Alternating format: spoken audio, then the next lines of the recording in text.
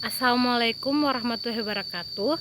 Perkenalkan, nama saya Suci Lestari dengan nomor induk mahasiswa 8568919059. Saya dari UPBJJ UT Bengkulu. Baiklah, untuk memenuhi tugas mata kuliah Pratikum IPA, ciri-ciri makhluk hidup berupa pengamatan pertumbuhan dan perkembangan pada kacang merah Phaseolus vulgaris. Adapun tujuan dari praktikum ini yaitu yang pertama untuk mengamati proses pertumbuhan pada kacang merah, mengetahui faktor-faktor yang mempengaruhi pertumbuhan tanaman dan membedakan pertumbuhan dan perkembangan pada makhluk hidup khususnya kacang merah. Alat dan bahan yang saya gunakan yaitu alat dan bahan yang pertama berupa biji kacang merah, kemudian wadah, tanah, dan juga air. Langkah kerja yang pertama yaitu wadah yang telah diisi tanah tadi, letakkan biji kacang merah,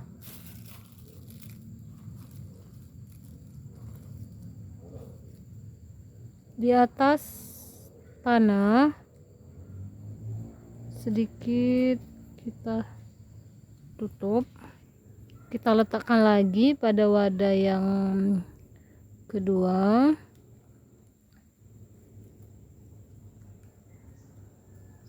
Di sini saya menyiapkan 3 wadah ya. Kalau kita cari,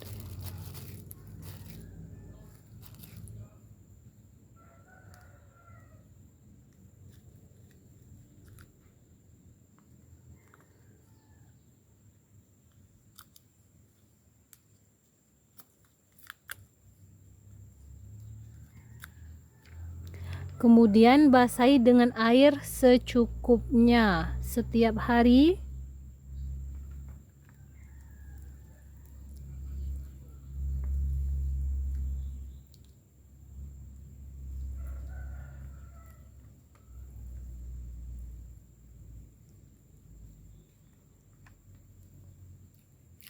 Nanti kita akan letakkan di tempat yang terkena cahaya matahari. Selanjutnya, kita amati pertumbuhan setiap hari selama 5-7 hari.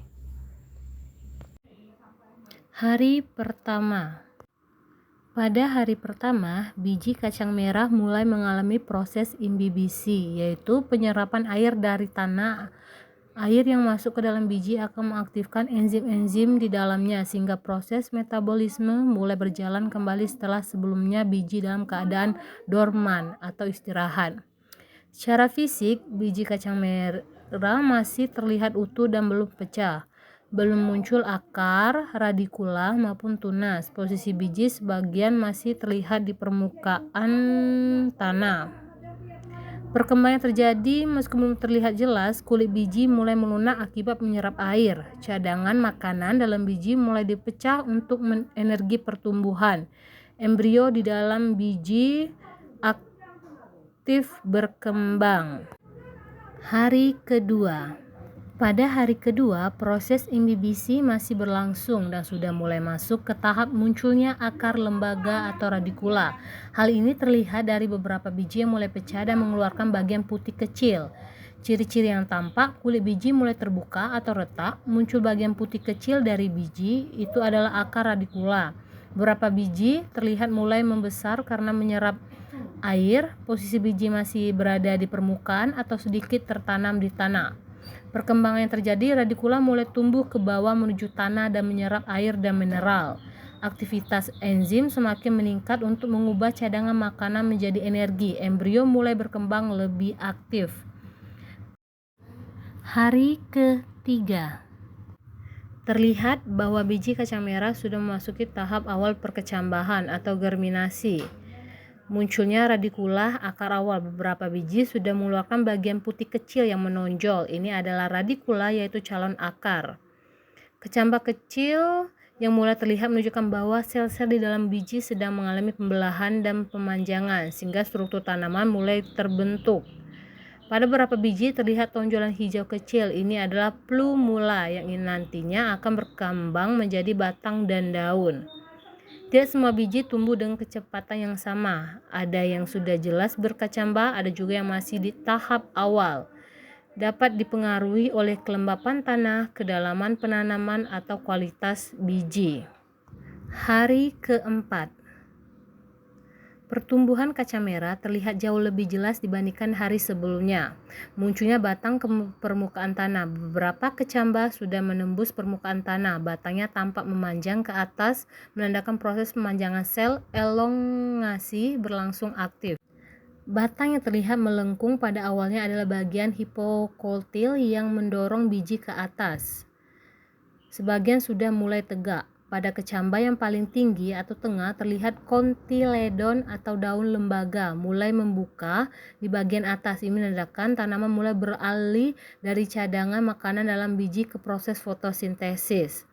Batang tumbuh lurus ke atas menunjukkan adanya fototropisme, yaitu respon tanaman terhadap cahaya. Terlihat ada variasi, tanaman tengah tumbuh paling cepat, sudah tinggi dan membuka daun. Hari ke-5. Pertumbuhan kacang merah sudah memasuki tahap yang lebih lanjut dibandingkan hari sebelumnya. Batang semakin tinggi dan tegak menandakan proses pemanjangan sel masih berlangsung aktif. Batang tampak lebih kuat dibandingkan hari keempat. Pada bagian atas tanaman terlihat daun kecil berwarna hijau dengan bentuk lebih jelas atau bukan kotiledon lagi. Ini disebut daun sejati yang berfungsi utama dalam fotosintesis. Daun lembaga kotiledon masih terlihat di bawah daun sejati tetapi mulai mengecil atau layu karena cadangan makanan di dalamnya sudah mulai habis. Dengan munculnya daun sejati, tanaman sudah mulai melakukan fotosintesis secara lebih efektif untuk menghasilkan makanan sendiri. Masih terlihat variasi, tanaman tengah dan kanan lebih tinggi dan berkembang lebih cepat. Tanaman kiri masih tertinggal, belum berkembang optimal. Hari ke-6. Pertumbuhan kacang merah sudah semakin jelas memasuki tahap vegetatif awal yang lebih matang. Tanaman terlihat lebih tinggi dibandingkan hari kelima dengan batang yang panjang dan relatif tegak. Ini menunjukkan proses pemanjangan sel masih berlangsung aktif. Daun di bagian atas sudah membesar dan melebar dengan bentuk yang lebih jelas dan warna hijau yang lebih pekat. Ini menandakan fotosintesis berjalan semakin optimal. Daun lembaga atau kotiledon di bagian bawah sudah mulai layu atau mengecil karena cadangan makanan di dalamnya hampir habis dan perannya mulai digantikan oleh daun sejati. Beberapa batang terlihat panjang tetapi agak kurus, kemungkinan karena tanaman kurang mendapat cahaya matahari langsung sehingga pertumbuhan memanjang ke atas mencari cahaya. Tanaman kiri dan kanan tumbuh tinggi dengan daun cukup besar. Tanaman tengah terlihat lebih lambat, masih dalam tahap perkembangan awal dibandingkan yang lainnya. Hari ke-7. Kacang merah sudah menunjukkan perkembangan yang semakin jelas dan memasuki fase vegetatif yang lebih kuat. Daun pada tanaman sudah melebar dan berwarna hijau lebih pekat, menandakan kemampuan fotosintesis semakin optimal. Bahkan terlihat tekstur daun yang jelas. Batang tanaman tampak tinggi dan memanjang, tetapi masih agak kurus. Ini menunjukkan tanaman harus tumbuh ke arah cahaya fototropisme. Kemungkinan karena intensitas cahaya belum merata. Daun lembaga kontiledon di bagian bawah sudah mengecil dan mulai mengering. Artinya cadangan makanan dalam biji sudah habis dan tanaman sepenuhnya bergantung pada fotosintesis.